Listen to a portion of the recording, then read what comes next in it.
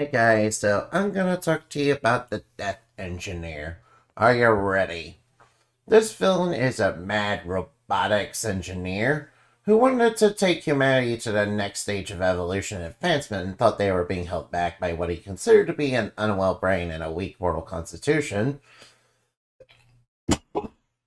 Excuse me about that. So he decided to make some improvements to himself by turning himself into a cyborg through rigorous and painful methods. And to prove his research and how it could be how it could succeed to the general scientific community, he decided he needed more people willing to be experimented on to do so, which were few and far between due to the extremities of his, transformation and what he wanted to do, so he decided to start kidnapping people and forcibly experimenting on them. People that society.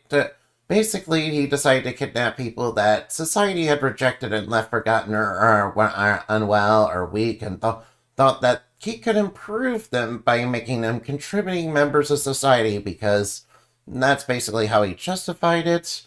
Then he did so in rather painful. He did rather painful and brutal modifications to them to turn them into cyborg battle machines known as death machines, and and demonstrated his control over them, but of their cyborg minds by basically putting a microchip that was basically linked to their minds. Basically, naturally, the greater scientific community was horrified by this and the implications of this, and quickly pulled funding from him and had the police and send him straight to prison and barred him from ever practicing science again.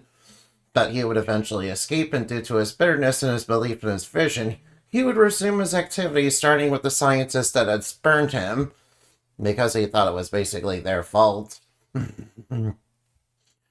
Yeah, because he was sure that turning such brilliant people into death machines would surely prove his scientific genius by making them far greater than before.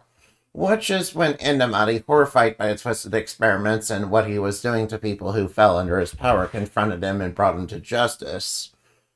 Ever since, he's developed some new ideas on how to create stronger and deadlier death robots to defeat and capture superheroes that were constantly interfering with his work, and sought to turn them into death machines as well as to prove his genius, thinking that if he made them even stronger and turned them into death robots under his command, he could really clean the city up of crime and eventually convert as many people as possible into death machines for his twisted utopian vision of technology over the weakness of flesh and mind.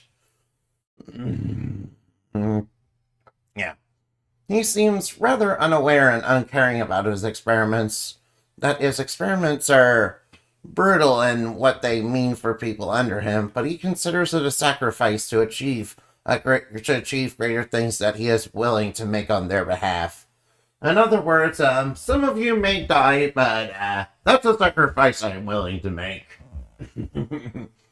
Yeah, so this guy is also reality aligned, and he is of the physical and mental elements. Yeah, yeah, is weak to electrical attacks. That kind of resists most magical elements. Yeah, anyway, I'll see you later. Remember to play games to have fun, and I will see you in the next.